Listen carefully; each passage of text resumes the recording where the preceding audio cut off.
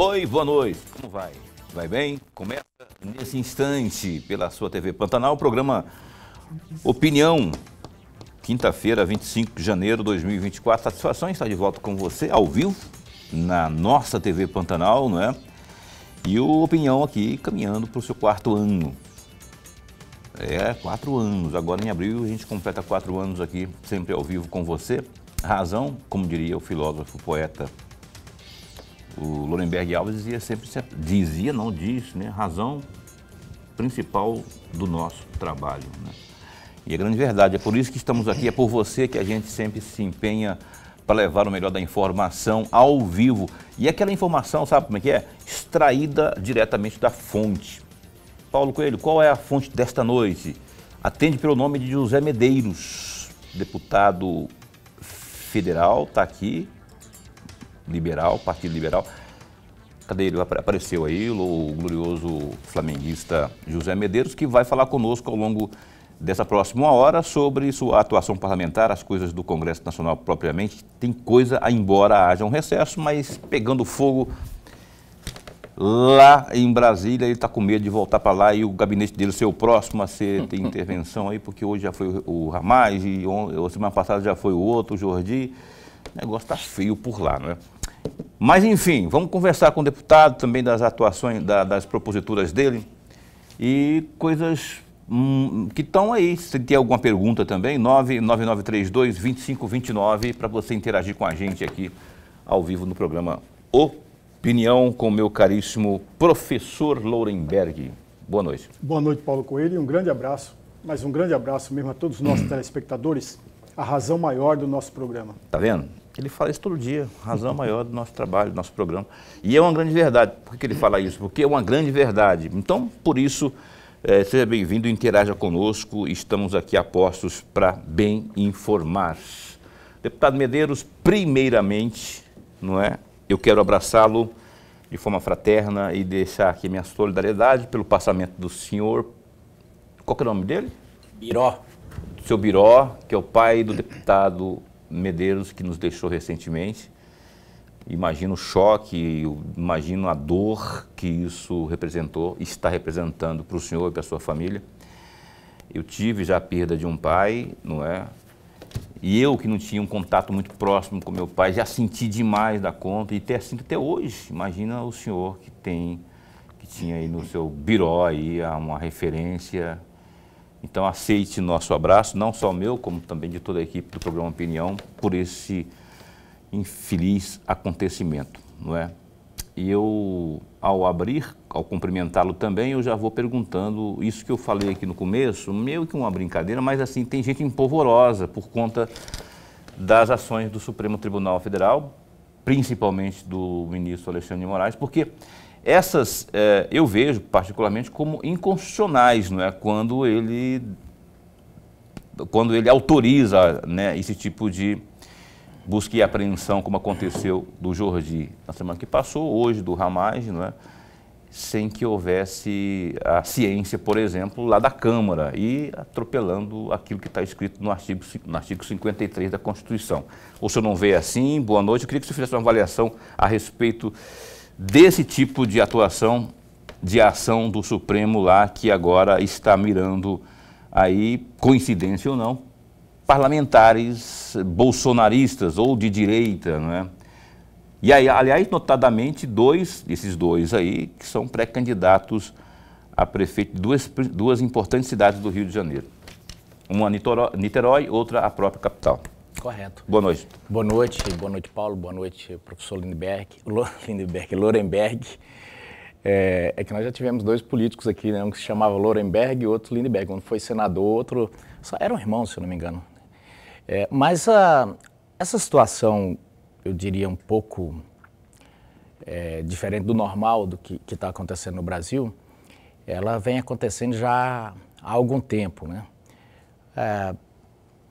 A gente sabe que existe no direito quase que um mantra sobre a divisão tripartite dos poderes, que não é invenção nossa, mas muitos países adotaram e ela sempre deu certo, vamos dizer assim. No caso do Brasil agora, está havendo uns ruídos que preocupam, porque ela vem como uma cópia do que aconteceu na Venezuela, de que aconteceu em vários outros países. E isso não é muito bom. Eu digo porque em 2015 nós estivemos na Venezuela e os opositores estavam sendo presos. O Leopoldo Lopes estava preso, a Maria Corina tinha sido cassado o mandato e, por fim, a Corte Suprema da Venezuela acabou por fechar o Congresso Nacional da Venezuela, né? Virou uma gambiarra ali e tirou os poderes do Congresso, então fechando tacitamente, vamos dizer assim, porque passou a não valer as decisões do Legislativo. Aqui nós temos um pano de fundo da defesa do Estado Democrático de Direito, da democracia, e a minha preocupação é que, diante disso, começou a surgir alguns julgamentos com excepcionalidade, ao arrepio do que diz o Código de Processo Penal, ao arrepio do que diz a Constituição, e isso começou a ser a tônica. Antes o que era excepcional passou a ser a tônica. Cito, por exemplo, agora a operação de hoje na casa do deputado Ramagem. Veja só, o próprio Supremo vinha entendendo que o foro por prerrogativa de função, que o pessoal chama de foro especial, ele vale dentro do que acontecer no mandato. Pois bem, essa operação de hoje que o STF fez, que a Polícia Federal fez, ela é sobre temas de quando o Ramagem não era deputado federal. Então, como isso poderia estar no STF? Não poderia estar. Todos esses dos atos de 8 de janeiro também não poderiam estar no STF. Então, essas excepcionalidades vão chegando e nos preocupa também que esse inquérito que começou ali, na verdade, para combater a chamada fake news, que foi uma reportagem que a revista Cruzoé fez sobre os escritórios de advocacia das esposas dos ministros. Então se abriu ele abre esse inquérito para a revista Cruzoé ali. E depois passou como um buraco negro que a física explica, que atrai tudo. Tudo que acontece no país agora cai dentro desse inquérito que está aberto já aí há anos, de forma que nós estamos, boa parte da oposição, dentro do inquérito, você tenta obter as informações, é muito difícil. Então, uns são presos, outros caçados, outros sua casa, seu gabinete, a polícia entrando dentro da Câmara sem que houvesse um pedido de autorização. Então, isso tudo a gente precisa discutir e nós fizemos uma reunião até no sentido de falar, olha, a gente precisa conversar. Se diz que os poderes são independentes e harmônicos entre si, é preciso que os presidentes possam jantar e falar, escuta, quais são os deputados que estão com problema? Quais os problemas todos? Vamos fazer então, faz esse troço num pacotão, mas não todo dia sangrando o Legislativo. Virou uma delegacia de polícia a Câmara Federal. Isso traz uma insegurança terrível, porque você fala uma coisa na tribuna, daí a pouco você recebe uma punição, ou suas redes são suspensas, ou você recebe uma visita da polícia e tal. De forma que o ambiente político vai ficando bastante tóxico e não tem como um trem errado terminar certo. Então, o que a gente pondera é que precisa, independente das paixões políticas, haver aí uma concertação pública entre os poderes, porque eu vejo com muita reserva quando o ministro bate no peito e diz aqui não vai haver pacificação, aqui não sei o quê, no sentido de que não haverá perdão, mas eu acho que não precisa disso. Eu sou muito adepto daquela coisa de antigamente, quando os juízes falavam nos autos e agora tudo é muito na mídia, fala sobre o processo. É isso. Fala da capa também, né? Pois é, o fato que eu estava até escutando hoje o Ramagem no fim do dia falar, concedeu uma entrevista coletiva também, mas depois eu vi uma entrevista especial que ele concedeu a um veículo de comunicação aí, dizendo que foi pego tanto de surpresa que não sabia até a ocasião do que se tratava, do que estava sendo imputado contra ele, né? Organização criminosa, não sei o quê.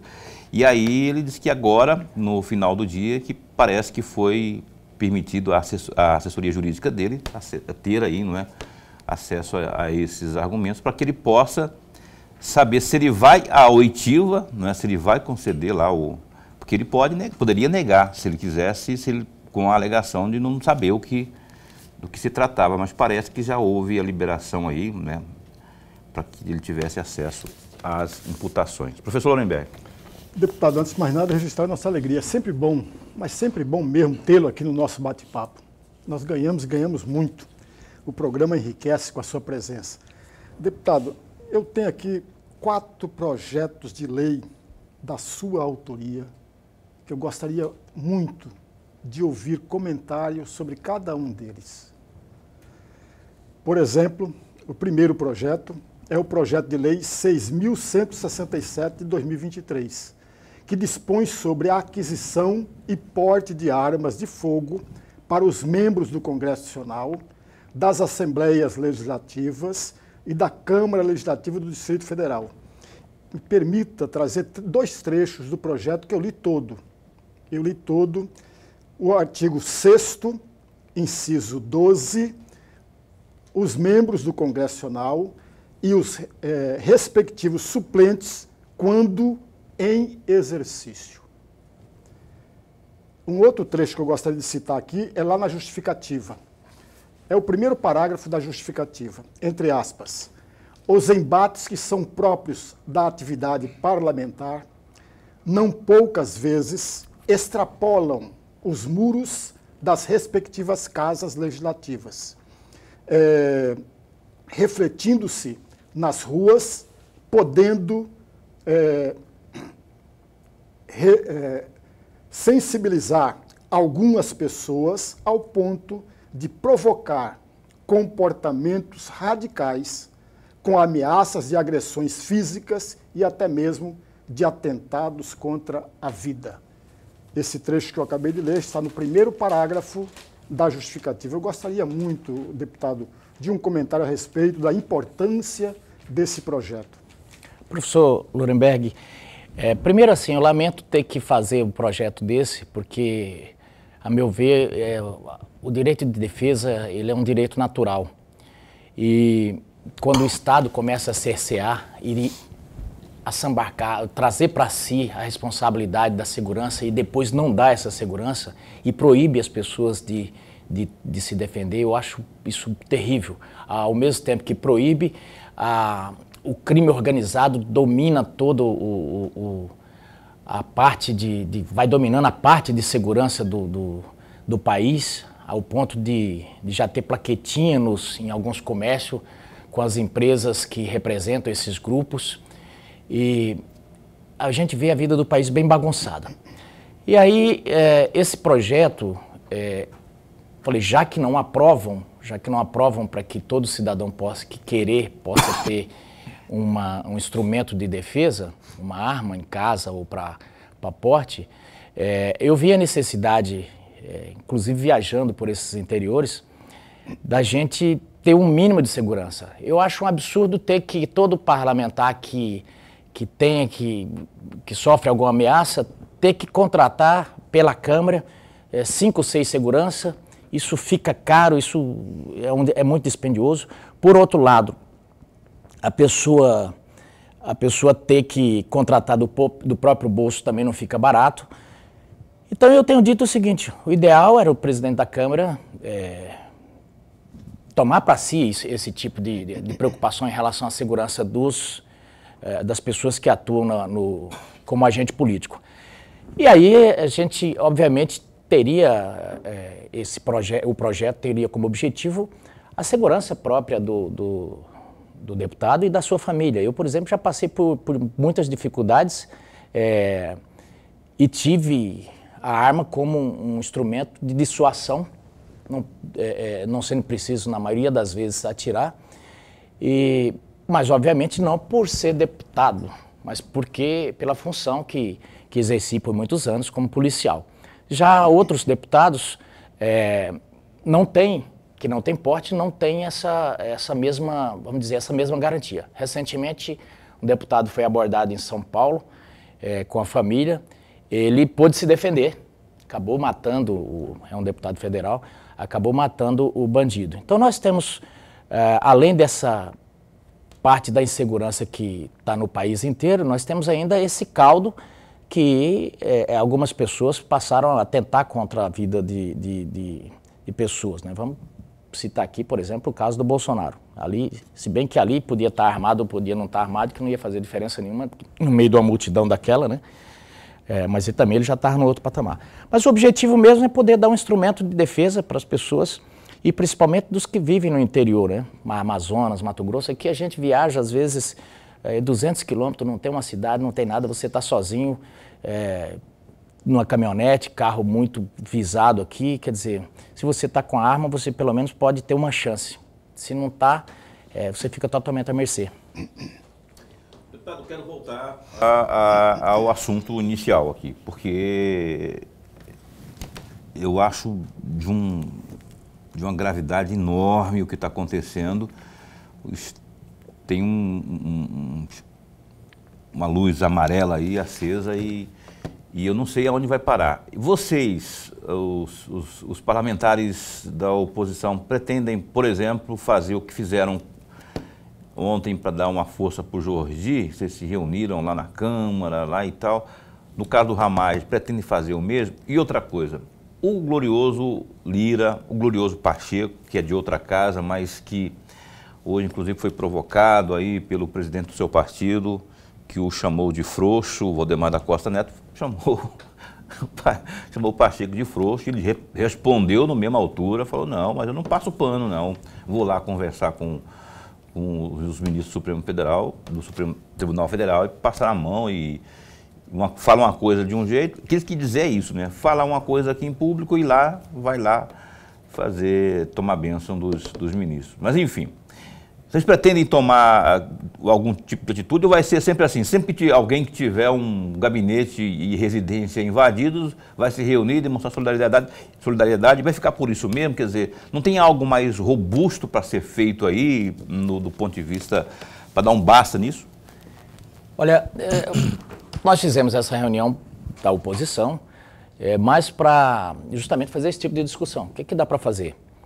Nós temos uma corte que passou a entender o Brasil de uma forma totalmente diferente do que estava no ordenamento jurídico, passou a entender que ela tem que ter uma participação ativa para resolver os conflitos de toda sorte de ofício.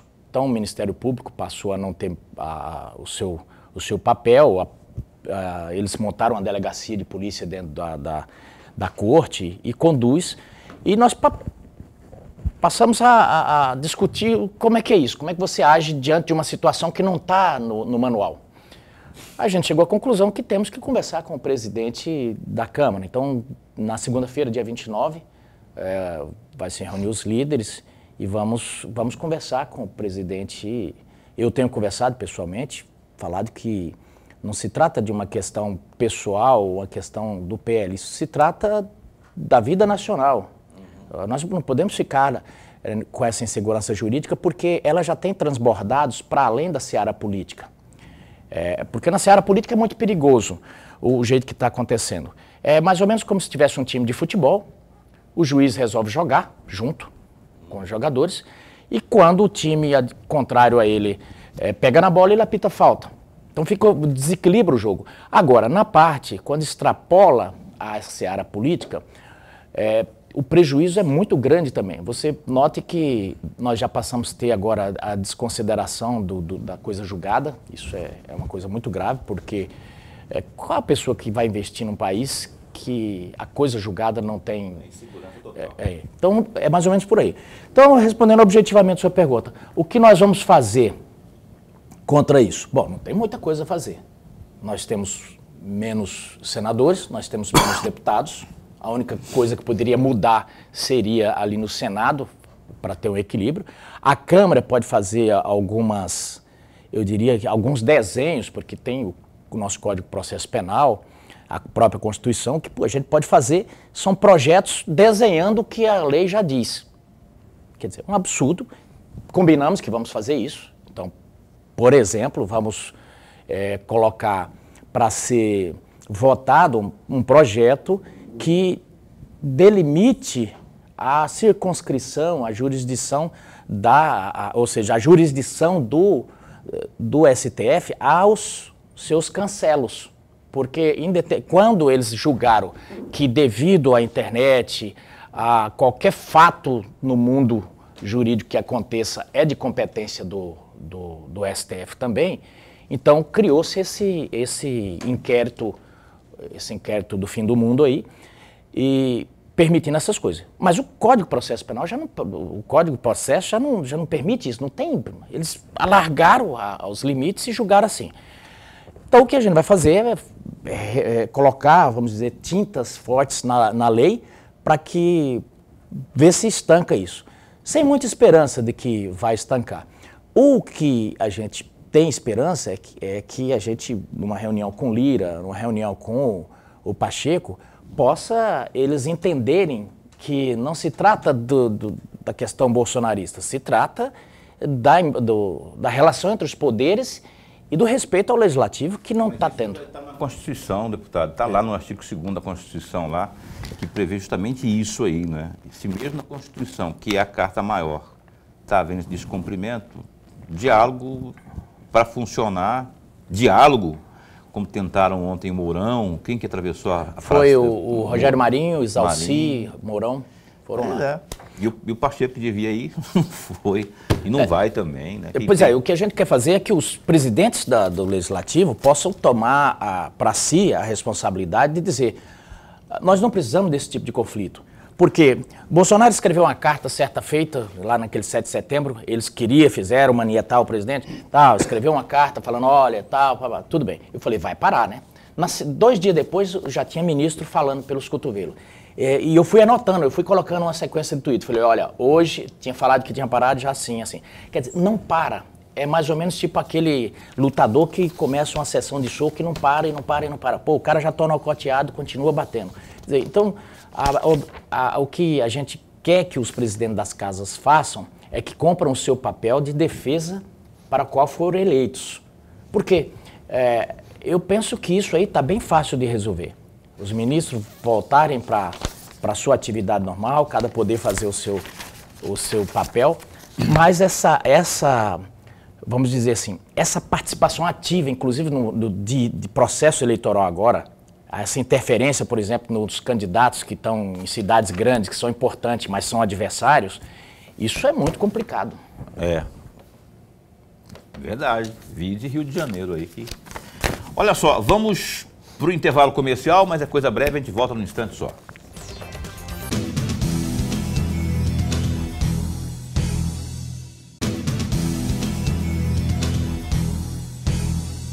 Voltamos ao vivo aqui. Viu que foi rápido? O programa estava falando de futebol aqui, né? No intervalo aqui do programa Opinião. Vamos aos destaques do Gazeta Digital. O Gazeta Digital, que é o www.gazetadigital, tem alguns destaques. Olha só, a audiência de conciliação sobre a lei do transporte zero que proíbe a pesca nos rios de Mato Grosso por 5 anos terminou sem resoluções. Marcada ainda no ano passado, a reunião no Supremo Tribunal Federal, STF, foi realizada nesta quinta, 25, e o governador Mauro Mendes, do União Brasil, pediu prazo de 7 dias para fazer alterações no texto em vigor desde 1º de janeiro. A sessão foi conduzida pelo juiz federal Fernando Menes e não pelo ministro relator André Mendonça, como era previsto. Abre aspas, o próprio governo sugeriu que em até 7 dias nós apresentaremos uma nova alternativa. Essa alternativa será construída nos próximos dias em um diálogo interno da área técnica do governo com o legislativo, fecha aspas, afirmou o gestor à imprensa logo após o término da audiência. Então, o presidente da Assembleia Legislativa de Mato Grosso, o Botelho, o deputado Eduardo Botelho, ele cogita, rapaz, solicitar a intervenção, Lorenberg, intervenção nacional do União Brasil, caso o glorioso governador Mauro Mendes dificulte aí sua eventual desfiliação. A ideia foi sugerida aí por entusiastas da candidatura do chefe do Legislativo à Prefeitura de Cuiabá. O deputado Botelho deseja encabeçar a disputa pelo atual partido, mas enfrenta aí briga interna com o correligionário, também chefe da Casa Civil, aqui do governo do estado, o Fábio Garcia, que também é deputado federal, está licenciado, né? Durante conversa com o Botelho, o vereador Cássio Coelho, que é do PRD, orientou que ele recorra ao senador Jaime Campos, ele que é vice-presidente nacional do União Brasil, para articular aí a carta de liberação. A Secretaria Municipal de Saúde realiza neste sábado, dia 27, o dia D para detecção de antígenos do vírus SARS-CoV-2, ou seja, para a testagem da Covid-19. A ação estará disponível em 6 unidades básicas de saúde, incluindo a Clínica da Família no CPA 1, das 7h30 às 18h30. Não há limite de idade para realizar, então, o teste. Segundo a responsável técnica para imunização, a enfermeira Renata Godoy, a oportunidade estará disponível para pessoas sintomáticas e assintomáticas, ou seja, pessoas que tiveram contato com outras ou estão aí com Covid, mas não manifestaram os sintomas. Dá um clique aí, rapaz, olha só, www.gazetadigital.com.br. Estou falando aqui de Covid e o Lorenberg começa a tossir perto de mim. O que eu vou pensar, né? E ele vira para cá para tossir também. Aí eu fico pensando assim, será que... Eu vou lá, qualquer horário mesmo aqui, pra, depois dessas tosses aqui. Lorenberg, falando sério agora, essa questão do Mauro Mendes aqui e do Botelho, ele está cabreiro, né, com esse negócio. Ele está querendo... Porque assim, lá esquece, dentro do partido esquece para ele, né? Enquanto existir Fabinho na vida de Mauro Mendes e de Virgínia, não tem chance para Botelho. Então, ele está com medo de sair e sofrer consequências aí. Você acha que ele está certo de acionar a Nacional? Paulo e amigo telespectador, são 3 observações muito rapidamente. Quando o deputado Eduardo Botelho fala de buscar a Nacional, não é para intervir no diretório regional, não. É para que a Nacional dê a carta para ele sair do partido. Essa é a primeira observação. A segunda, se o amigo olhar o estatuto do partido, o estatuto do União Brasil, lá no artigo 44, fala de quem é a competência para a escolha do candidato a prefeito, do candidato a vice, dos candidatos a vereadores e quem é competente para fazer as alianças, para amarrar tudo. É exatamente a Assembleia Municipal. Ela que tem a competência. O problema maior, amigos, é que muitos parlamentares, muitos filiados, nem sequer viram a cara do estatuto. Está lá no escrito, o estatuto é tão claro, mas tão claro. A terceira e última observação é bom de se dizer também. Não existe em lugar nenhum, e eu estou ao lado de um deputado que já foi senador, ao meu lado aqui, não existe em lugar nenhum, em nenhum estatuto, que permita a alguém, ou o presidente do partido, conceder uma carta para que ele saia do partido. Não existe isso, amigos. Mas virou prática. Ou seja, fugiu da legislação, fugiu do estatuto partidário, fugiu de tudo. E aí o deputado vai lá e pede uma carta para evitar exatamente o que aconteceu com o saudoso Walter Rabelo. Lembra disso? Ele era do MDB, e aí ele sai do MDB, vai para um outro partido para ser candidato a prefeito da cidade de Cuiabá. Foi isso que aconteceu a história. O que fez o MDB? Pediu a cadeira de deputado estadual do Walter Rabelo. Ele foi cassado. Foi o partido ou foi o partido? Na verdade, foi o segundo colocado. Não, como é que foi? Não, foi o Ministério Público Eleitoral que pediu a vaga para o MDB. Verdade. Foi o Ministério Público Eleitoral que pediu. Ele argumentou que era perseguição política, mas não havia nenhuma perseguição política. Quando há justa causa, tudo bem, mas não há. No Eduardo Botelho também não há justa causa, amigos.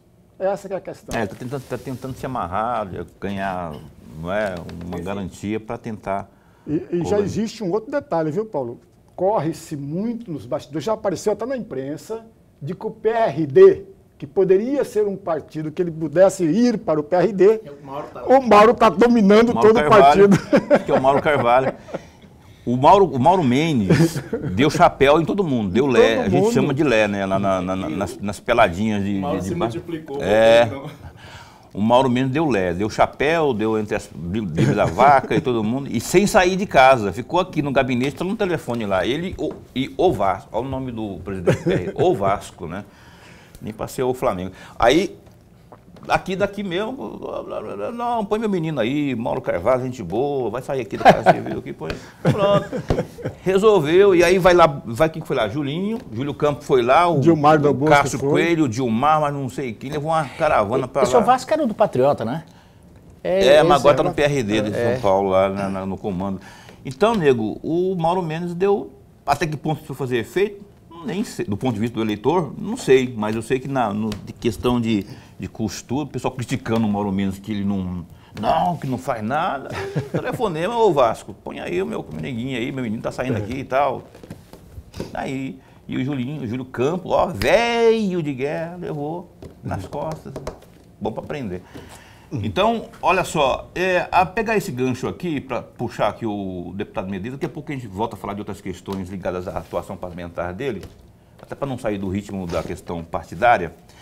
Eu tô vendo, rapaz, o Abílio muito pertinho de Mauro Mendes, muito assim, muito amoroso ali, muito em cima, muito... Não que tenha que estar brigando. Tem alguma orientação nacional aí? Ou isso é uma estratégia para um eventual segundo turno? Como é que você vê isso? Não, isso é feeling do Cebolinha mesmo. Ele... Cebolinha é bom. Cebolinha é bom, viu? Embora que eu ache ele mais parecido com Bolinha, né? Mas é o seguinte, isso é feeling dele mesmo, tá? Não houve nenhuma orientação, não. E ele está com... eu não sei, talvez esteja... pense em, de repente, um apoio já no primeiro turno, tem um sonho de Fabinho não sair, mas eu digo, o Fabinho é candidato. Fabinho é candidato e candidato competitivo, vai estar aí na... Agora, esse comentário do professor Lorenberg foi muito interessante e esclarecedor, porque muito político não sabe. Ele acha que ele assim, me dá uma carta aí que eu saí, eu tô legal a minha saída. Não tá. O suplente pode pedir. O suplente pode pedir. O Ministério Público pode pedir. Quer dizer, então não depende, não é só o partido. Se o Ministério Público encrespar, tá um problema feito. Se o suplente, o primeiro, o segundo ou o terceiro pedir, é problema. Então, não tem como fazer esse omelete aí sem quebrar os ovos. Ou o Botelho fica e corre o risco de não ser candidato, ou sai e corre o risco de perder o mandato de deputado estadual. Uma situação bem delicada. Você falou que o Fabinho é candidato, você acredita que seja candidato. O Abílio também. Não, Abílio é candidato. Abílio é uma exigência do PL, inclusive saiu agora, tem 5 capitais que o PL está em primeiro lugar, e uma delas é Cuiabá. Então, Abílio é um dos candidatos, que eu dizia, como é que eu posso dizer, candidatos principais aí que o PL está de olho porque conta essa história, conta isso politicamente, você eleger um prefeito numa capital, né? Então, aqui vai ser um lugar onde o presidente Jair Bolsonaro vai vir, vai estar muito presente na campanha. Assim como o Lula também vai fazer em relação ao candidato deles. Porque você começa a pavimentar a eleição de 2026 agora. E você eleger um prefeito numa capital, isso conta ponto. O sonho de consumo do Mauro Mendes é ter o PL, inclusive, junto lá, né? Tem todo mundo para cá, PRD, União Brasil, PL, sonho de consumo. Não, e nós não temos dificuldade nenhuma se o governador quiser apoiar o Abílio já no primeiro turno, a gente faz muito gosto. Aí, governador, o senhor, aliás, não é o governador, é Virgínia, ela que manda. Então tem que, dona Virgínia, e aí, o Abílio aqui, de repente, né? Quem está dando a sugestão aqui é o glorioso deputado Medeiros, né? E aí não podemos deixar de falar de Lúdio, né? Como falou aqui o deputado, e outros players, né? Não acredito muito que o Estopa vai levar adiante. Tem que resolver o imbróglio da federação também, para ver quem que vai levar. Mas eu acho que é o PT, né? É o PT que leva. Não tenho dúvida disso. É porque Em relação a essa ideia, é que nem quando o Lula comentou sobre o resultado do plebiscito que o Maduro estava fazendo. Professor. Eu vou pegar carona, viu, deputado? Exatamente aí. Vamos imaginar que fortalece as candidaturas do PL nos grandes polos do estado de Mato Grosso. Fala-se muito que a ex-prefeita de Sinop virá para ser candidata pelo PL à prefeitura de Sinop. Né? Em Rondonópolis já se tem um candidato muito forte lá para disputar, que é um deputado estadual, Cláudio Ferreira. Aqui tem o deputado federal Abílio. Está fortalecendo o partido, e aí eu estou trabalhando com a hipótese, eu gostaria de um comentário do senhor. Já amarrando tudo isso para uma possível disputa em 2026. Fala-se muito que o Hélito Fagundes virá candidato ao governo do estado, o senhor virá como candidato ao Senado, tem 2 vagas no Senado. É exatamente esse planejamento ou não? Ou ainda não tem nada planejado a respeito? Obviamente que nós temos partidos que caminharam junto com a gente e poderemos estar, e vamos tentar construir para estar juntos em 2026. Respondendo rapidamente o que o senhor perguntou, a eleição sim, a eleição de 2024, nós estamos pensando nela no país inteiro como um alicerce para 2026, tanto preocupado com a eleição de vereadores, preocupado com a eleição de prefeitos, e os polos são muito importantes. Agora, obviamente que nós temos o sonho de consumo de ter o governo. Né? O senador Hélito tem uma capilaridade muito forte, eleitoralmente falando, no estado, é conhecido, mas isso depende de uma construção, obviamente, e ele sabe muito bem fazer isso. A questão do Senado, o presidente Jair Bolsonaro arrogou para si.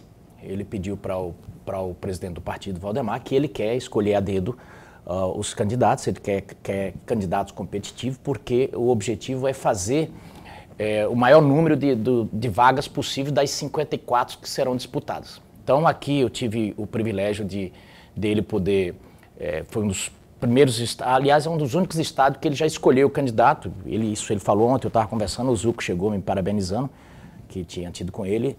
Enfim, então aqui a gente tem esse objetivo de construir essa candidatura, porque também é uma construção, a candidatura de Senado.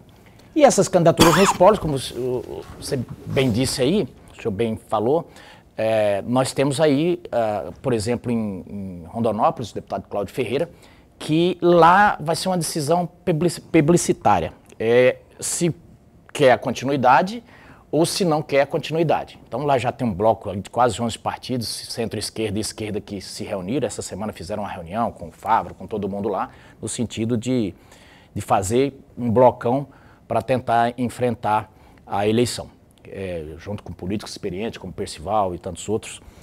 E nós estamos com essa candidatura que representa justamente o bloco das pessoas que querem ver Rondonópolis voltando a ser Rondonópolis, porque Rondonópolis ficou para trás. Aí, se você passear por Lucas, Rondonópolis ficou atrasado, embora tenha um orçamento de quase 3 bilhões de reais. Então isso nos preocupa e a gente quer justamente apresentar para a população um projeto. Aqui em Cuiabá, nós temos o Abílio, é um candidato extremamente competitivo, ele tem uma capacidade de comunicação via as redes, via internet extraordinária, sabe e vem maduro já, vem bem, eu diria...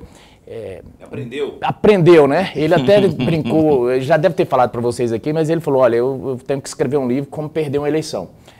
Então eu penso que o Abílio hoje tem praticamente, se não acontecer nada de anormal, a gente vê que ele já está no segundo turno. E, obviamente, que a gente tem outros polos que a gente quer. Por exemplo, Várzea Grande, nós estamos trabalhando muito a candidata Flávia ali. Nós temos como fazer um papel Flávia bonito Moretti.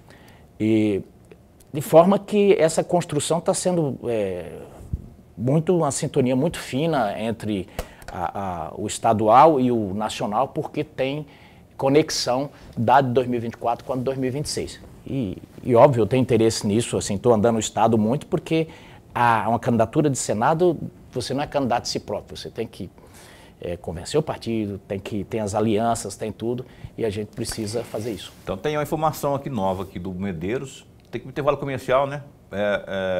Tem uma informação nova do Medeiros aqui, então, que já teve do ex-presidente Bolsonaro, manifestação de apoio para a candidatura dele, Medeiros, ao Senado em 26. Isso já foi falado e existe realmente essa proximidade, o Bolsonaro sempre manifestou publicamente esse carinho, não é, e amizade pelo deputado Medeiros, isso desde sempre, né, desde a época da PRF. Então, essa é a situação. E sobre esse negócio de se nada de anormal acontecer com o Abílio, depende muito dele, né? E também depende do Supremo.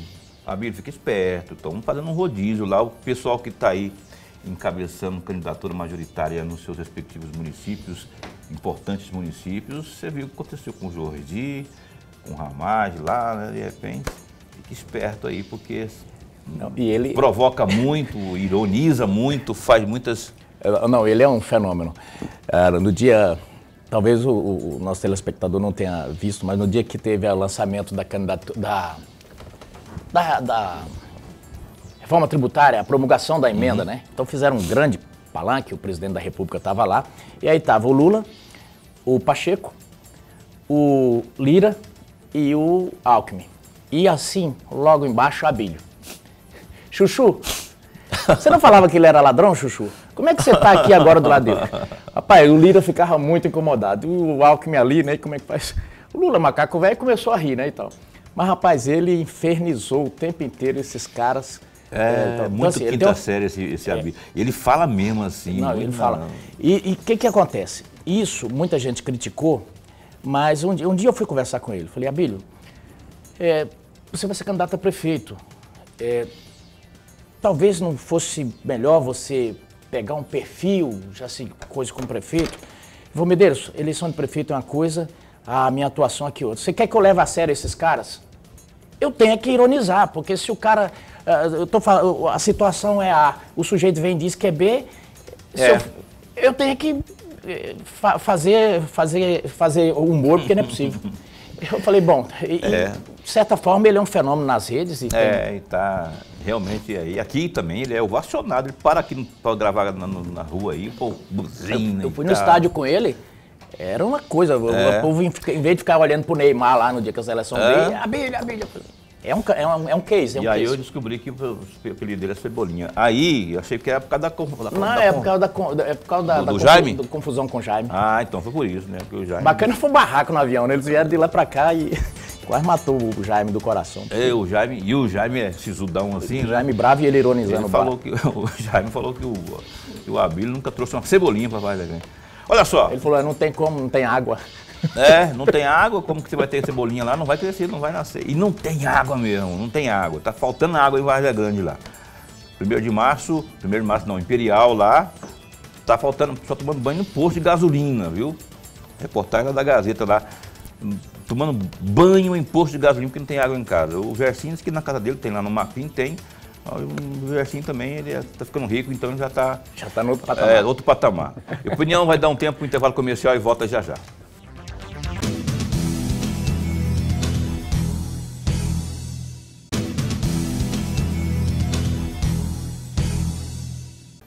Aí estamos de volta, você está assistindo ao programa Opinião aqui no canal 22, nesse 25 de janeiro de 2024, o deputado federal, o Medeiros está aqui com a gente nessa entrevista ao vivo. Professor Lorenberg, por favor.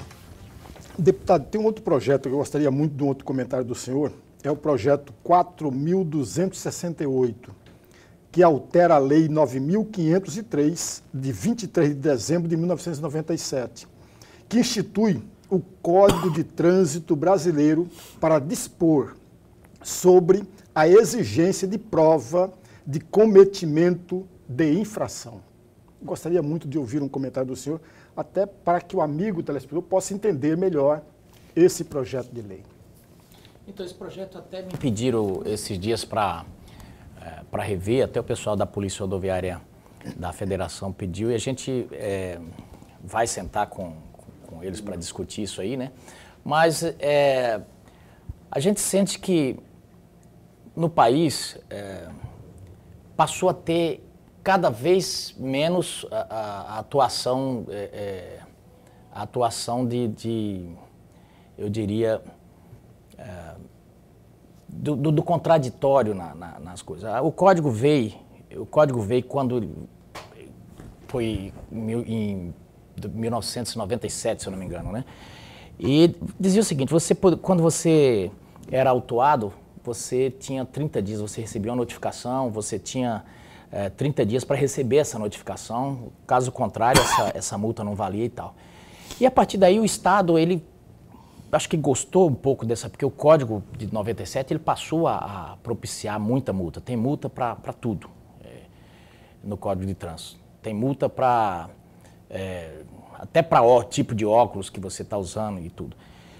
E aí ele avançou com muito gosto, quase que tipo o leão da Receita, no bolso das pessoas. E em determinado momento fica parecendo que você passa assim, numa rua tem radar, não estou falando o caso de Cuiabá, não sei como é que está aqui, mas Brasília, por exemplo, a cada 10 metros um radar. Você passa em alguns lugares, está o danado do secador lá, né? E então, do lado de cá, o usuário fica, eu diria, numa hipossuficiência muito grande para poder recorrer de uma multa. Passa num radar lá, num radar em tal lugar, você não sabe se está funcionando, se não está funcionando. Então, foi nesse sentido de poder propiciar instrumento de quem é multado, e tem multas que não são baratas, tem multas que beira aí até R$3.000. Eu coloquei o projeto para a gente começar a discussão, e de fato vai começar, a polícia já chamou que quer conversar, e a gente quer poder colocar na mesa o lado de quem paga. É nesse sentido. Porque a gente não pode ter, o Estado não pode ter essa presunção de que sempre as pessoas estão erradas, às vezes não está. Então, é nesse sentido que a gente colocou. Eu recebi bastante crítica sobre esse projeto, mas vamos discutir ele, não tem nada pronto e acabado, a gente está aberto, quando a gente coloca um projeto, é justamente para passar nas comissões, discutir, está aberto para todo mundo que queira. Olha só, quer trocar de assunto aqui? Qual que é a sua avaliação, a sua opinião? O glorioso Flávio Dino, escutei uma fala dele, pormenorizando esse vazamento aí da tal suposta delação que aponta aí o mandante da morte da Marielle, não é? Está achando que tem que ter, não é o suficiente. Eu acho interessante que lá no caso do Mauro Cid, ele dizia que não, são robustas, são importantes, né, as ferramentas da delação. E agora ele... Mas enfim, como é que você avalia essa não credulidade da parte do ex-ministro, atual ministro ainda da Justiça? Não, já assumiu já? Ainda não. Não, né? O ministro da Justiça, Flávio Dino.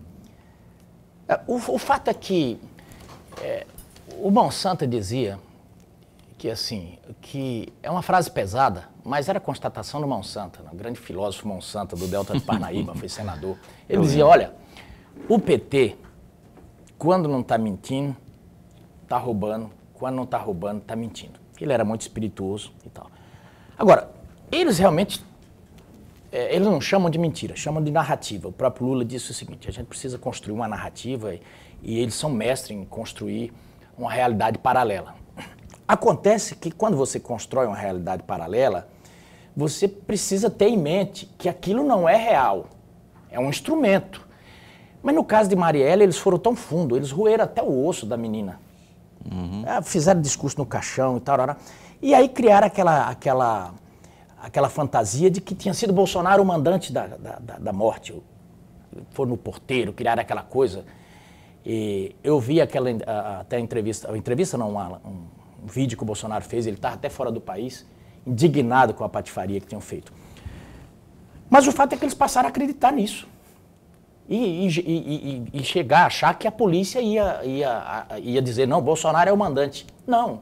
Desde o início, eu até li um livro do delegado que primeiro fez, que descobriu o carro, que descobriu tudo, que aponta, e ele citava já. O Brazão vem sendo citado em vários, já há muito tempo. A PGR já se manifestou na Raquel Dodge, que foi? Foi. E lá, sempre no negócio, vocês mataram Marielle, eles sempre faziam esse discurso. E a gente devolvia, obviamente, achava risível aquilo, a gente devolvia. Tá? E vocês fizeram o que com o Celso Daniel?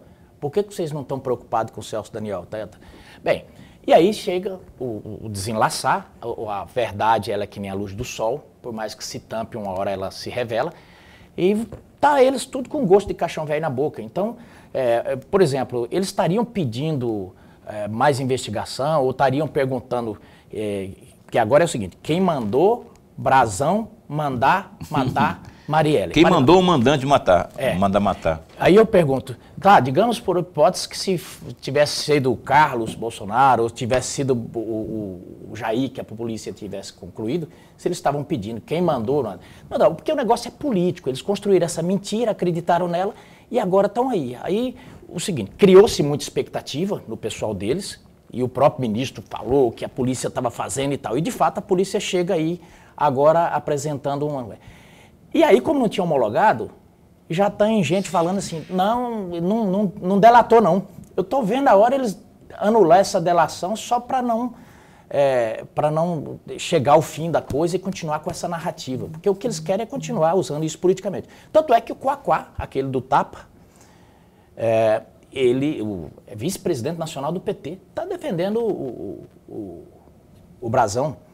Então, assim, é uma situação surreal, é que nem aquele negócio. Mas o PT é assim, às vezes tem um bicho que está ali na sala, come, bebe leite, come rato, tem pelo de gato, olho de gato, todo mundo diz que é gato, eles vêm e dizem, não, é cachorro. Você vai fazer o quê? Aliás, o Boulos falou isso em relação quando se tentava se responsabilizar o Bolsonaro, né? Quando do porteiro, de todos os argumentos que levantavam, tem pelo de gato, bigode de gato, rabo de gato e Mia não é gato, tentando dizer que, forçando que fosse o Bolsonaro realmente. E agora vem essa revelação aí. Eu devolvo o gato para ele. Hã? Eu devolvo esse gato para ele. Pois é. Tá vendo? O gato vai pelos dois lados. Lorenberg, a última pergunta. Mas muito rapidamente, deputado, ainda levando em consideração as eleições que serão muito difíceis em Rondonópolis, como está sendo a costura de um apoiamento para o deputado estadual Cláudio Ferreira em Rondonópolis? Olha, nós estamos, na verdade, fazendo Primeiro, nós estamos estruturando a campanha. A campanha precisa ter estrutura em termos de consultoria, de marketing, e a gente está criando essas condições para que isso possa acontecer. Já fazendo esse planejamento desde agora, né? E o Cláudio tem andado muito na cidade, no sentido de mostrar que Rondonópolis pode voltar a ser protagonismo do desenvolvimento estadual. Porque, embora os números ele ainda esteja ali, mas a gente sabe que as condições para que esses números continuem grandes, eles precisam ser propiciadas. Nós temos, nesses últimos anos, uma grande evasão de empresas de lá, porque o prefeito realmente ele tem uma cultura, um pensamento de espantar as empresas, de espantar empresários. Então a gente quer voltar a isso. E essa costura, ela tem sido feita conversando com partidos. Temos conversado, sim, com a ala do PSDB que está lá em Rondonópolis, que quer o desenvolvimento da cidade. Não temos tido preconceito, a gente não pode ter preconceito em querer apoios. Às vezes vai lá, eu não quero apoio. Não, apoio é importante. Se a pessoa está achando que, se você apresenta um projeto e a pessoa acha que o seu projeto é importante e ele fala, não, eu vou votar isso, aí você não pode impedir o sujeito de querer fazer isso. Assim como os outros adversários também estão fazendo. Então, estamos nessa construção. Falamos de Rosana no início, fiquei sabendo agora que a Rosana também está querendo ser candidata em Sinop, né? Então a gente tem feito esses projetos e o Cláudio, ele tem recebido um apoio muito forte do agronegócio.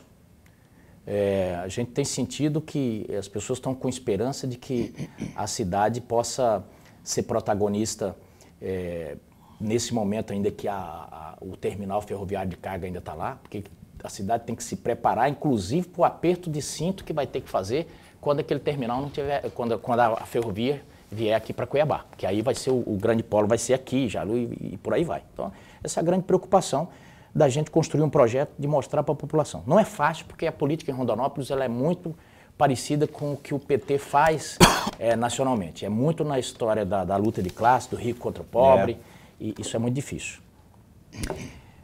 Tá certo, vou ter que encerrar o programa, horário de rede, tem que respeitar, não é? Eu quero agradecer aqui ao nosso caríssimo deputado federal, o Zé Medeiros, pré-candidato ao Senado, já falou aqui, com o apoio do Bolsonaro, vai peitar o Mauro Mendes aí, né, Laurenberg? O Mauro Mendes já é candidato também, está todo dia fazendo campanha aí. Tem duas vagas, né? Tem duas vagas, combina com o Mauro, e depois combina com o povo, que é o mais importante. O primeiro com o povo, né? Medeiros, obrigado por ter vindo aqui, esse espaço continua a postos para bem informar. Não, eu que agradeço, e numa próxima oportunidade, quando a gente vier aqui, eu quero falar sobre a contagem pública de votos, que eu sou o relator desse projeto, que agora a gente vai pegar a presidência da CCJ. Beleza. E vamos tocar. Então vamos vir mais vezes aqui, mais rápido. Obrigado, Laurenberg. Até amanhã. Até amanhã, ao vivo, às 7h30 da noite. Ana Carla, meu bem, minha querida amiga, beijo pra você. Obrigado pela força aí, viu? Ana Carla Costa. Até amanhã, às 7h30. Fica bem, fica com Deus também.